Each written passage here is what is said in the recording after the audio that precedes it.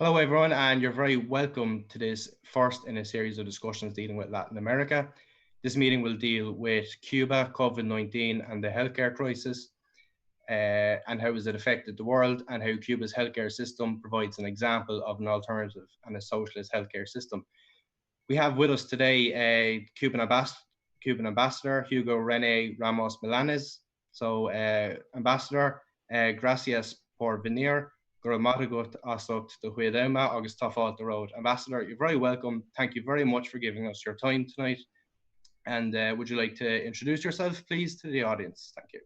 Thank you. Thank you very much for the invitation. It is a pleasure for me to have this chat with you.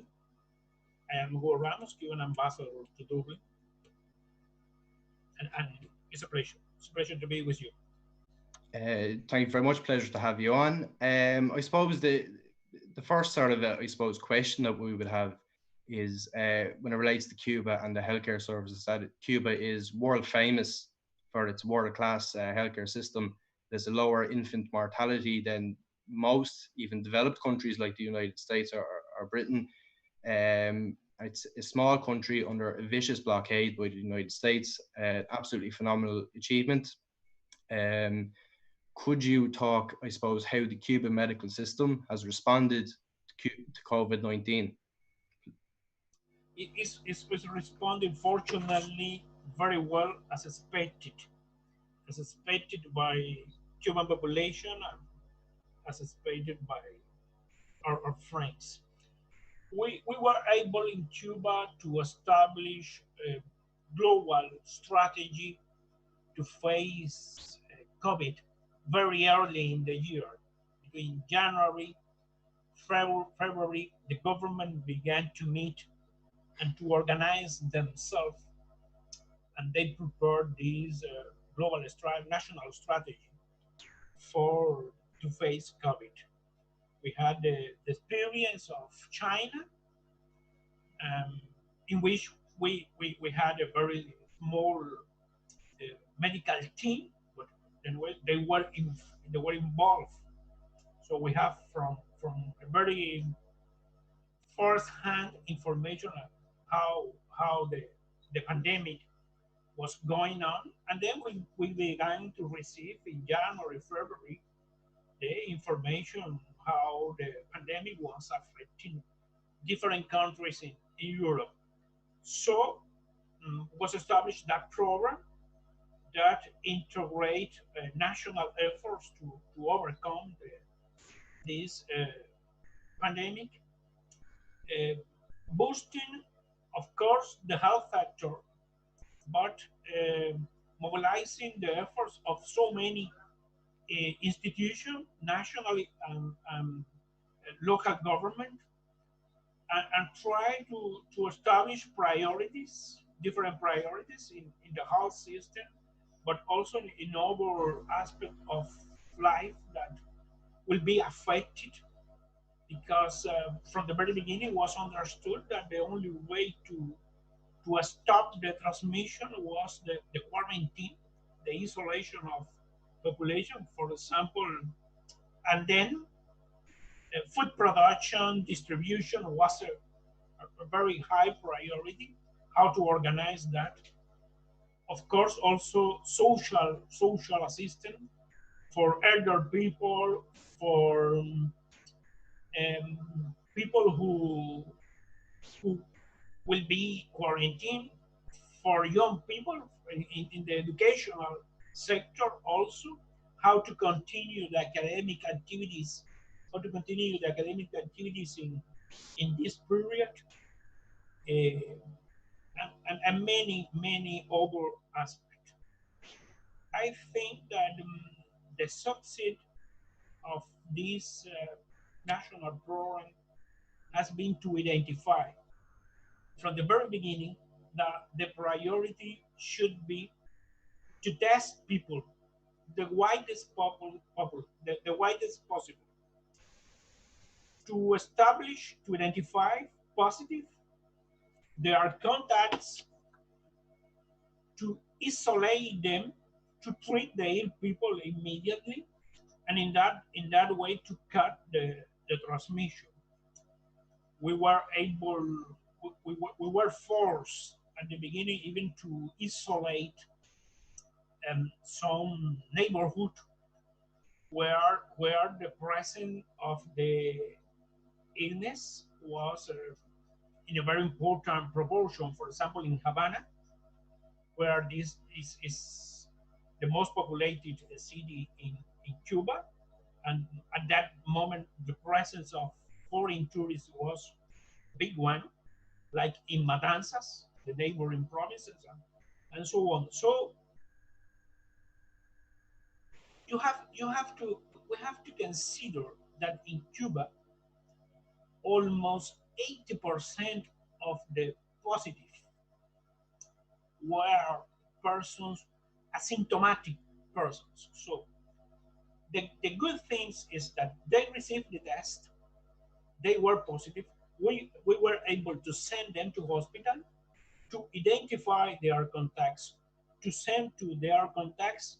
There in Cuba, they say two different levels of how to isolate the contacts.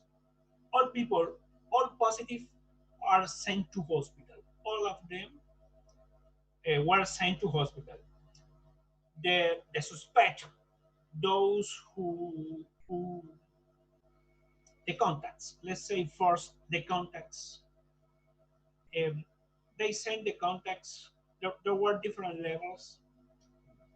Few of them, or an amount of them, were sent to specific institutions.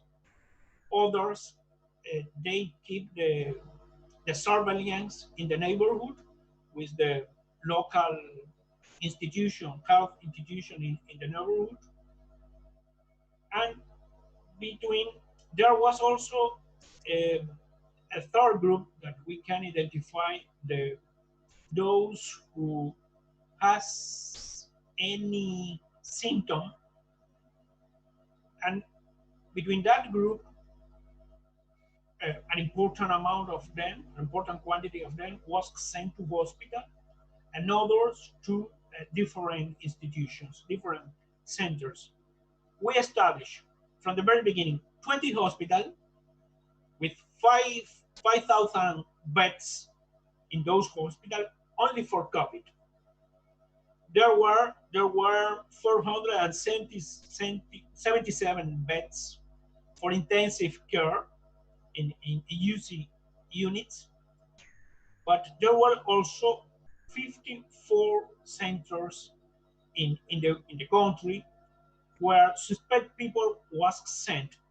Not all the suspect people, those who has any symptom, were sent to directly to hospital, but to these 40, 54 centers that has a medical assistance.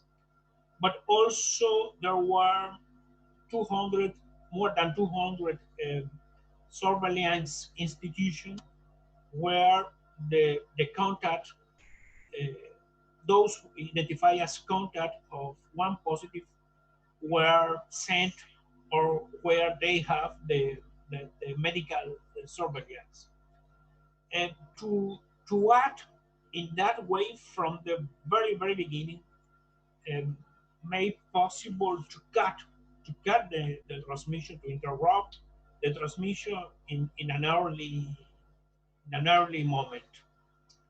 In such a way that, for example, nowadays, today, the figures that they announce midday in Havana today, we have 1,983 positive new new cases yesterday. We have an 87% of those positive already discharged from hospital, so they are at home again. We have in this very moment 165 positive people in hospital and 555 suspect people in hospital. These are people that has any kind of symptom, but they don't have the confirmation of a test of being positive. Most of them won't be, can be anything, any other respiratory illness like a cold or something like this, but most of them won't be positive. We have 82 people who died, unfortunately. The maximum per day was 6 on April 23. April 2025 was the highest moment in the transmission of the illness. Really, the mortality rate in Cuba is a very low one. Is 4.13%, where in Latin American countries in general, and even in the US, this mortality rate exceeded 6%. In countries like Spain, for example, it has exceeded 12%. I was searching the world figure, and it's around 6 too. So this is the situation. The infection rate is also an important figure to mention.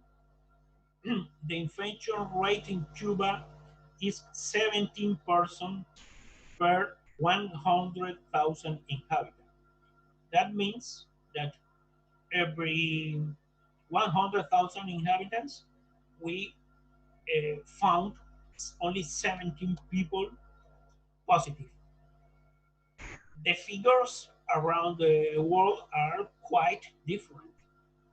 There are countries in which this rate is 1,000, but there are some European highly developed countries in which that rate is 400, 500, 600. So they are very high. That's why I underline that the most important success of, of the Cuban uh, program to face COVID-19 was to organize and to prepare the country, the health institution, and the population from the very beginning, very early, and that we were able to identify positive people in a very early stage and isolate them. We have in this moment seven provinces, is almost 50% of the total provinces of the country, that has been in the last 14 days, that means the last 2 weeks, without any positive case. So the country is progressing to a very in a very positive way. Is really has been really able to control the epidemic in Uh, an area in which the percentage of infections are higher. Of course, is like in Ireland, having with Ireland, it's good in this situation to be an island. We have no borders, so it's easier to isolate ourselves. We close the border from very early, even even considering the economic impact of that decision, because we are a country open to international tourism, but we decided that it was better to interrupt the arrival of foreign tourists, and try to manage the situation than to receive new incomes, and with these new incomes, with these new tourists, of course, more positive cases. There were the first ones uh, identifying Cuba were foreign tourists, all of them. I remember about probably the 10 first people identified as positive were tourists. People from Italy, from France, from North America, from Canada, from different countries. So in general, this is the situation. If you want, I can mention later other details. Yeah, thanks very much for that. Obviously, a very inspiring thing. I think Cuban people have always faced adversity and have always met the challenges that have been forced on them since the years of the revolution in 1959. I think this is, I suppose, another battle among many that the Cuban people are responding to. I suppose going back to the original ideas of the revolution and how it has survived for 61 years, could you talk about the place of healthcare within the Cuban Revolution? Has always been a priority from the very beginning. From the very beginning, the government decided to build a very strong health system.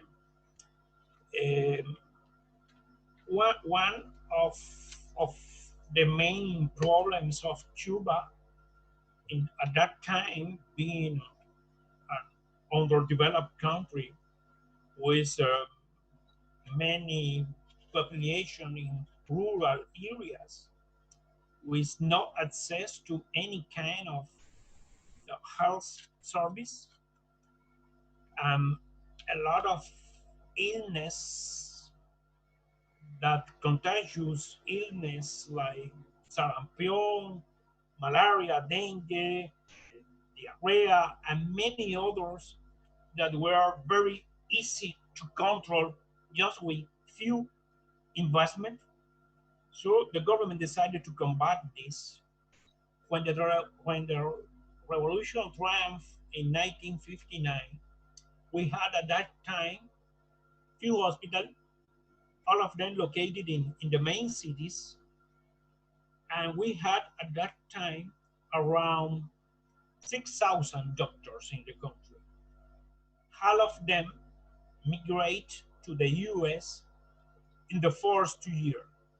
So one of the most important priority at that moment was to build hospital, but particularly to train doctors and to train nurses and to train people in the different specialties of the health sector. Because many times it's frequent to talk about doctors and nurses, but there are many others technicians that build a very strong health system. They are indispensable to have a strong health system. So in this very moment, the situation is quite different. At that time, we have only the University of Havana to study medicine. In this very moment, we have 24 universities in the country in which you can study medicine.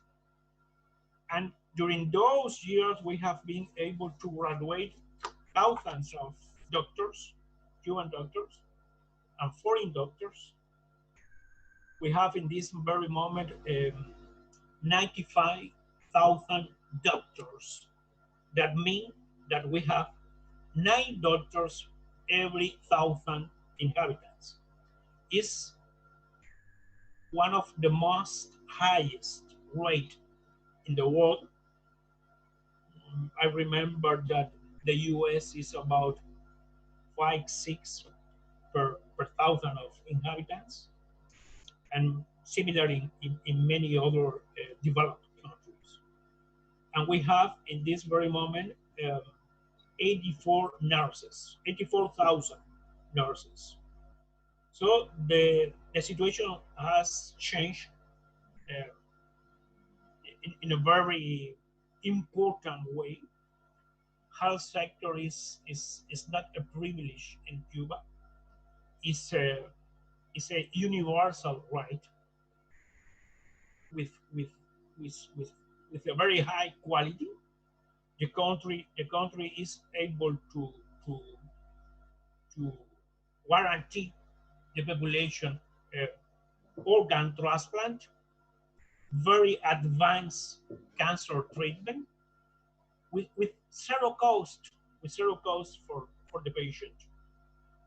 Health in Cuba is a service, it's not a business. It's not to get profit from that sector. So we are very proud. We are very proud of the health system. We were able to build not only a very wide structure of hospitals, uh, polyclinics, small clinics in the neighborhoods, but also an important net of factories who produce our own drugs and medicines. And there is also a very strong net of several institutions for scientific research focused on the health sectors, like, for example, the Center for Biotechnology, that where the interferon was created, but many other drugs, like for example, in the last year has been very effective in Cuba. Many countries has approached to Cuba to get the vaccine. Is a very specialized vaccine for lung cancer. Who has a very very good statistic benefits for people who suffer from lung cancer.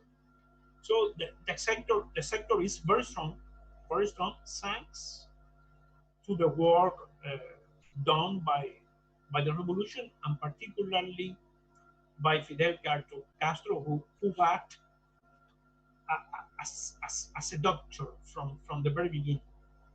He was never connected to medicine. He was a lawyer, but from the very beginning, he approached to the health sector in a very special way. Invest a lot of time studying, and was very hard for people, for doctors, or for people linked to the resource centers to have a discussion with him regarding health and regarding drugs, and regarding the advanced technologies around the world. Yeah, very interesting piece there. Very interesting chapter in Helen Yaff's new book, We Are Cuba, on biotechnology and Cuba's successes. I suppose as well, you kind of touched on the role of education as well. Now, well, this talk is talking about healthcare, because if we were to list all of Cuba's achievements, we'd be here for hours. But I think it does show as well the importance of a socialist education system that goes hand in hand with building a universal and public health service. You alluded to there the biotechnology sector, so the development and production of medicines and so on.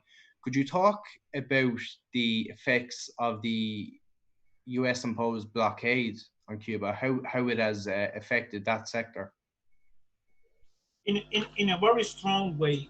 In a very strong way, the blockade affect um, every sector in Cuba, every every aspect of current life of Cubans. You have to consider that 70% of the Cuban population was born with the economic blockade. The economic blockade was established from the very beginning in the 60s. So most of the population has been suffering through years the impact of economic blockade. The, economic blockade is a very comprehensive structure of different norms that are designed to destroy the Cuban economy and to put any kind of obstacles in a normal trade of Cuba with partners and any normal international economic relation of Cuba with other countries.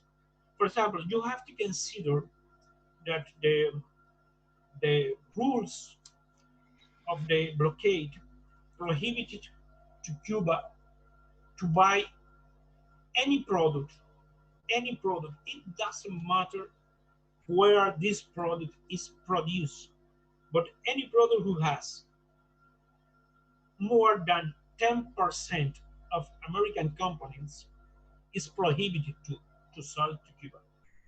If an Irish company is producing a vaccine, talking about hearts, and this is an Irish product, an Irish vaccine, but probably not the vaccine, but the machinery is American, they will go to that company and they will say, stop selling that vaccine to Cuba, or I will stop the trade with you. I will not buy your vaccine, or I will not continue to selling you the machinery to for you to produce the vaccines.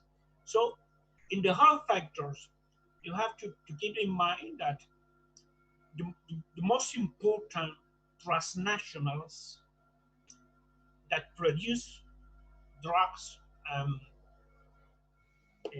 instruments, equipment for the health factors are American or even those European, Japanese, or from any other country. They have very strong connections and very strong commercial links with Americans, transnational. So it's quite difficult for Cuba to escape from that monopoly. There are there are fines, heavy fines, and sanctions against companies who traditionally has support uh, business and trade with Cuba. There is a prohibition, for example, for any ship who enter into Cuban port, that ship automatically receive a prohibition to enter into an American port for 6 months. So it's quite difficult. It's quite difficult to find a ship that travel, for example, from China to Cuba, and in 6 months that ship will not enter into an American port. We consider that this is the most important market of the world. So this is a very strong restriction, and the way to escape from that is for Cuba to pay extra to that chip.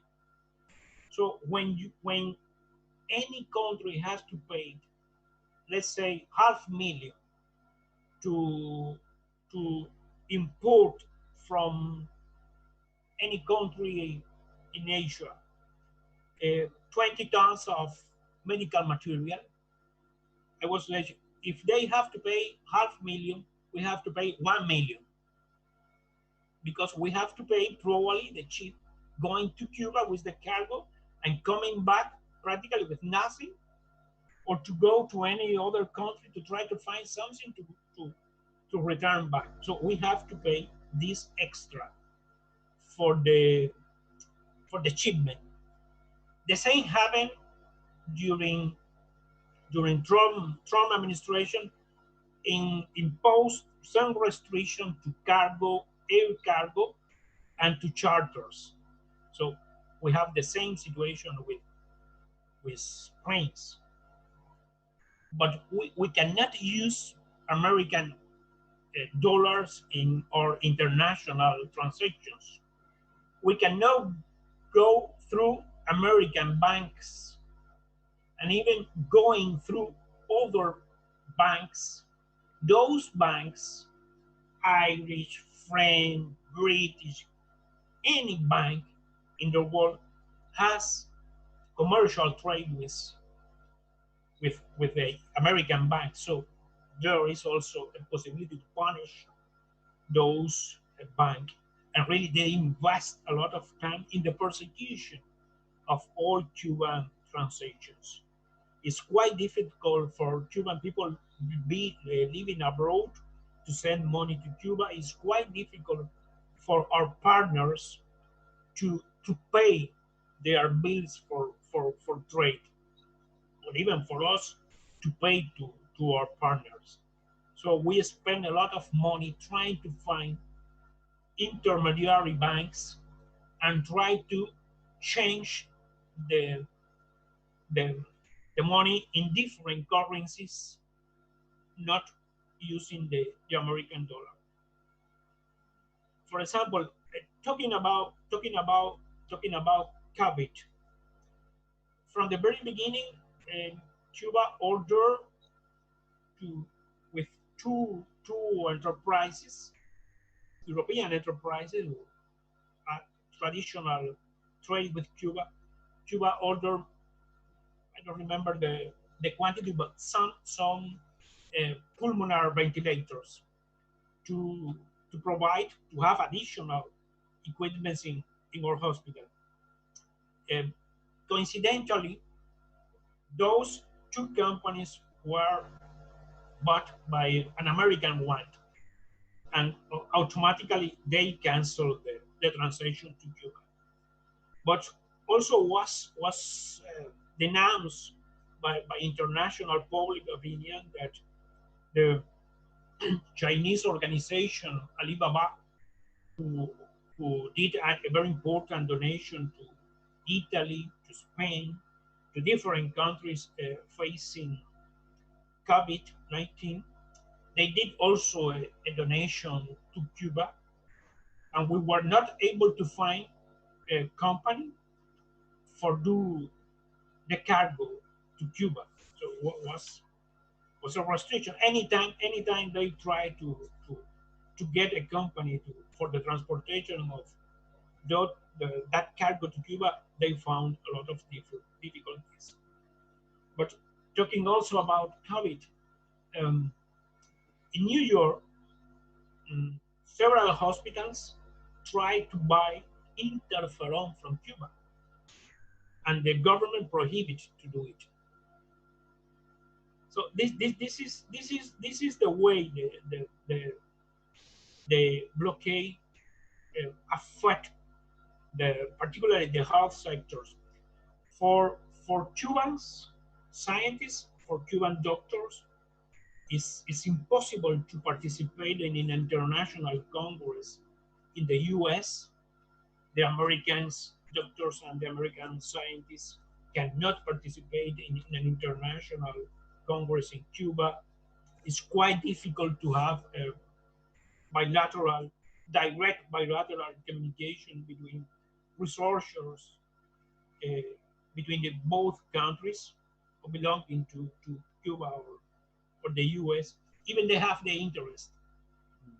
The scientific institution have the interest, have the will to do it, but they can't do it because of the economic blockade.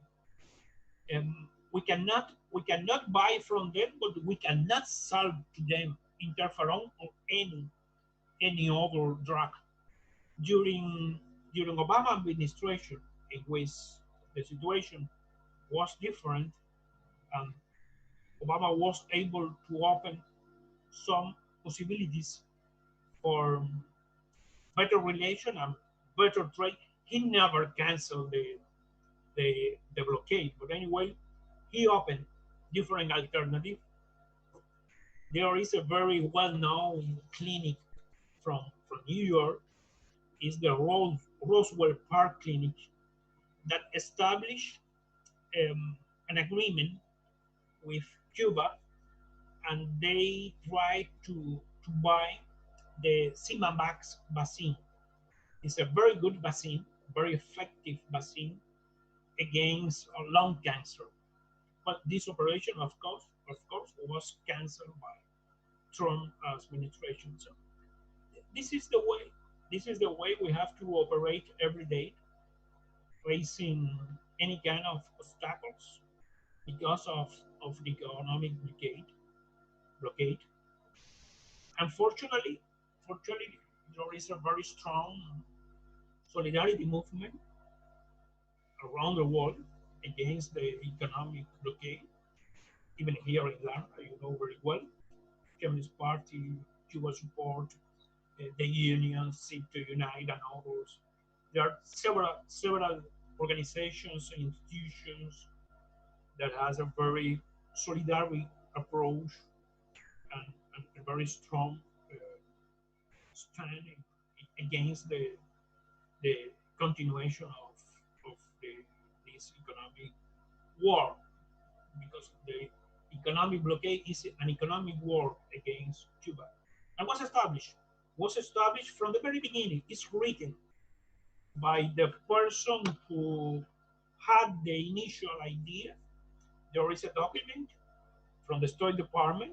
That person was at that time the Under Secretary for Western Hemisphere, and he wrote clearly that at that time in the 60s, the revolution has very strong support of the population, and the opposition was very weak and very divided inside. So the only way that they have to destroy the Cuban Revolution is to do a very severe economic damage, to generate poverty in such a way that the support of the population can be damaged, can be demolished, the support of the population to the revolution. But this, fortunately, didn't happen because the revolution was able to deliver, and the population, of course, decided to sustain and to develop that revolution, even facing everyday obstacles and everyday restrictions that the economic blockade imposed to Cuban population. So this is in general the situation, with many details when you go through any aspect of economy or any aspect of life. If you go to education, if you go to industry, if you go to any sport, you go to any culture, to prohibit musicians to travel from one country to the other, to prohibit the distribution of music in Cuban music in America, and so on. It's a war. It's a war. Hmm. I think it's very hard not to get angry, I suppose, at the intransigence of US imperialism. But I suppose the real threat of Cuba is obviously the threat of an example. I suppose people looking at it probably want to get involved and show support for Cuba, show solidarity for Cuba. But of course, Cuba is also viewed solidarity. It's a two-way process. Cuba has always shown solidarity for fellow nations, and when it comes to healthcare, Cuba has sent various medical brigades abroad. You only saw recently Cuban doctors and medics arriving in Italy and in Andorra, Haiti, Latin America, and so on. Could you give us a rundown of Cuba and its medical internationalism? Yeah. Um, well, as I was mentioning, we receive a lot of solidarity from the world, most of the country of the world. Eh, One, one, one of the pride, one of the pride I have, one of the pride I have at being in Cuba is that you can travel to any country in the world, and when they identify you because of language, because of accent, and they discover that you are not that you are a foreigner, and they ask you where do you come from, and you say Cuban. People, most of people smile with pressure, smile with pressure, smile with friendship. So this is something that is really very good for us. Solidarity is a principle, fundamental principle of the Cuban Revolution and the Cuban people that we have sustained 3 years. The first medical brigade that was sent abroad by the revolution was in 1960 to Chile. There was a earthquake there, and we sent a group at that time, very small group of doctors.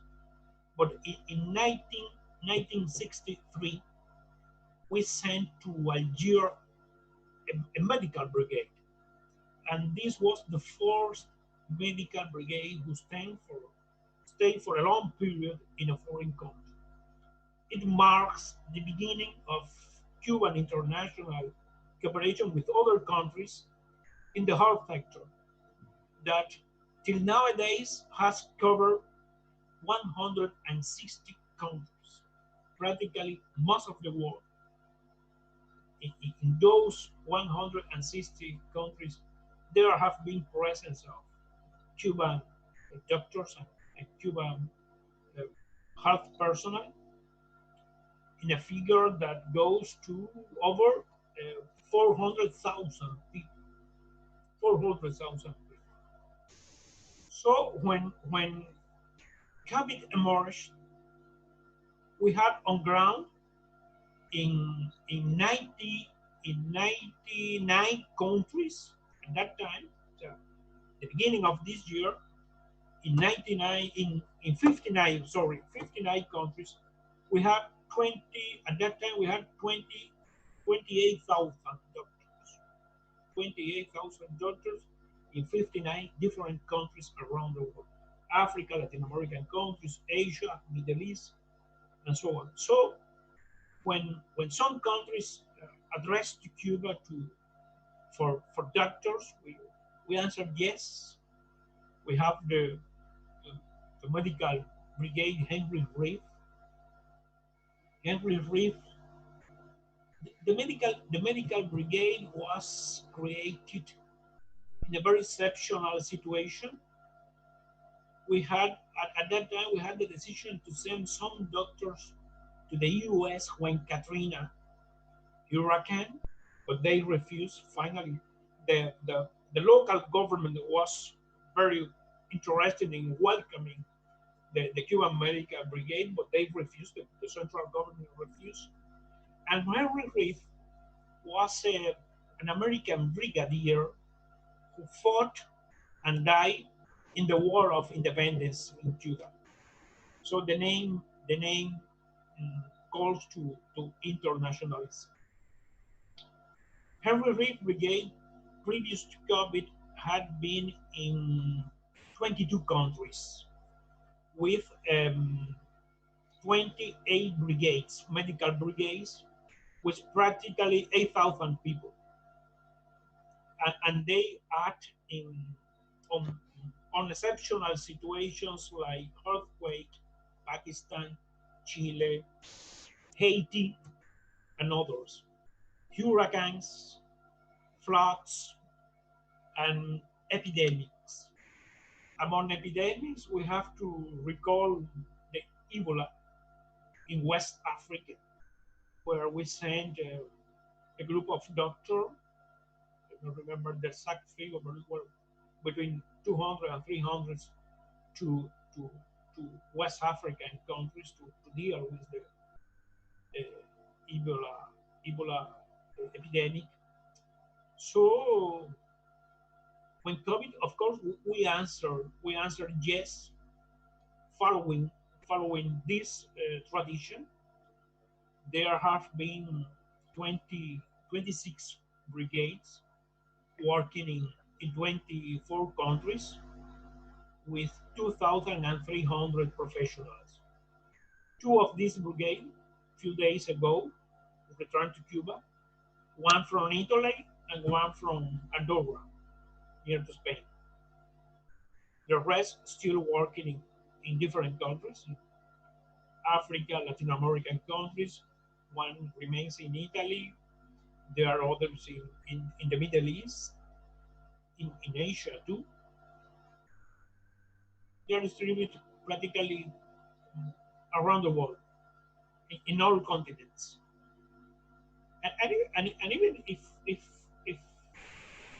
the Americans call for doctors, we are ready to send doctors to them because the most important thing in the bilateral relation is that Cuban people is able to identify the population and the government, which is quite different because most of the American North American population is against the economic blockade and would like to have a normal relation. They know that we are a paradise, talking about the tourist interest of Cuba and many other uh, good things that the island has, and they have the prohibition to visit that paradise. So they are very interested in arriving there and to cancel that stupid policy. So this is in few words the the tradition the tradition of Cuba, his practice of solidarity in general, but particularly in the health sector. Let me say that incredible, well, not incredibly, because the American government, the U.S. government, has systematically tried to sabotage the Cuban cooperation with other countries, and they have been pressuring, um, politically pressuring governments, and they have been trying to encourage the Cuban doctors, sorry, to abandon the cooperation programs and to migrate to the US. But this, during the COVID um, time, has been reinforced, and even the head of State Department, the secretary of the State Department, is leading that campaign, personally leading that campaign of sabotage to this international cooperation. And even in this very moment, they gave to USAID, the very well known organization, funds to work in that sabotage. So, an American citizen that has no money to pay the COVID treatment can die, but the government is spending public money to sabotage Cuba international cooperation to face COVID in those 24 countries and in many other countries. So this is the real situation. Yeah, I think I suppose it's kind of hard to mention Cuba's contribution abroad without mentioning the United States. It just seems to be trying to undermine Cuba at absolutely every turn. One of the things about the blockade, I suppose, is that it's not just about keeping Cuba isolated from the world; it's also about keeping the world isolated from Cuba. Um, I suppose we're sort of coming to the end now, but would you like to make any sort of concluding remarks about Cuba and COVID-19? Um, what sort of message do you have from the Cuban people? We are convinced, Cuban people and Cuban government, we are convinced that the only way we have to overcome COVID, a pandemic like COVID, or any other that can appear, is through international cooperation. even we do have the privilege of being an island. If we close the border, we keep the border closed, and we are able to abolish the COVID inside the island, we cannot survive alone. We cannot survive alone. So we need to be open to international cooperation. There is no way. There is no way to overcome a situation like this that without international cooperation and solidarity. Not only cooperation, but I want to underline solidarity that means to share, to share. Not only those things that you have enough, but we have to share what we have. We have to share with those who need like us or even more than us, and particularly with underdeveloped countries. So we reinforce, we sustain the role of the World Health Organizations, the effort that the organization is doing to lead the the struggle against the pandemic. That's why Cuba participated in the virtual conference very actively. We also participated in the non-aligned conference of head of government and ministers in that was called by Azerbaijan, who has the presidency, but also the non-aligned conference for health minister.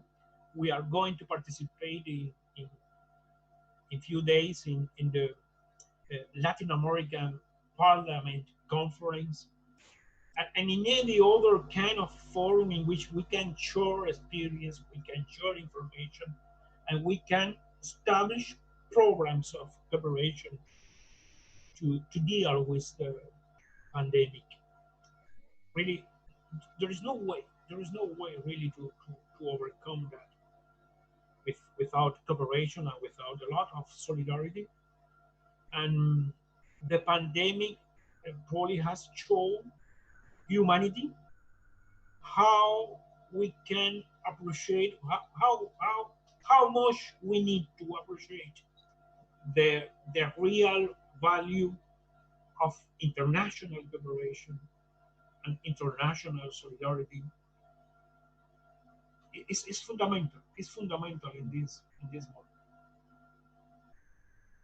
Thank you very much. I suppose just to say, I suppose thank you very much for coming on. Muchas gracias.